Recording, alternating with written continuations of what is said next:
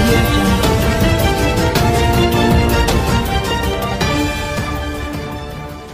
సమయాన్ని గురించి రాజకీయాన్ని గురించి ఆసక్తికరంగా సినిమా తీయాలంటే చాలా కష్టం. నాలాంటి వాళ్ళం ప్రజలకు చెప్పే ప్రయత్నం చేస్తున్నట్టుగా చేస్తే ఒక డాక్యుమెంటరీ అవుతుంది.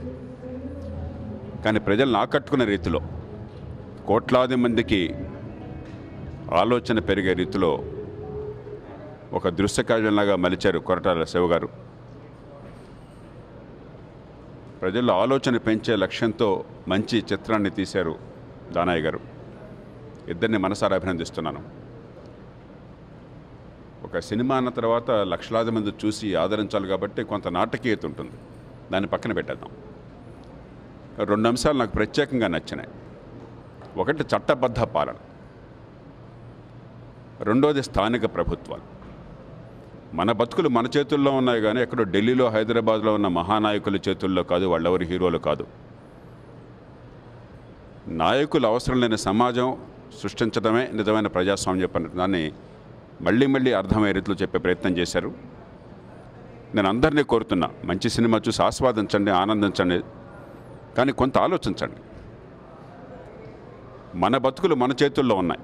కేవలం ఓటు వేయడం లేదంటే గొంతు చించుకుని అరవటం, ఈ రెండే ప్రజాస్వామ్యం అయితే ఆ జాతి చాలా ప్రమాదంలో పడుతుంది.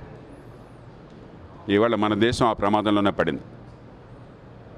49 పెద్ద దేశాల్లో అన్ని రంగాల్లో అట్టడుగునున్న దేశం మనం.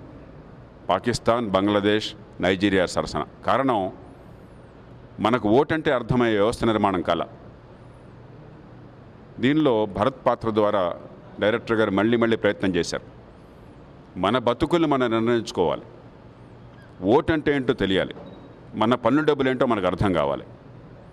ఒకవేళ మన ఊళ్ళో మనం తప్పులు చేసుకుంటే, మన వార్డులో మనం తప్పులు చేస్తే నష్టం మనకే, పక్కళ్ళో వాళ్ళకి నష్టం లేదు.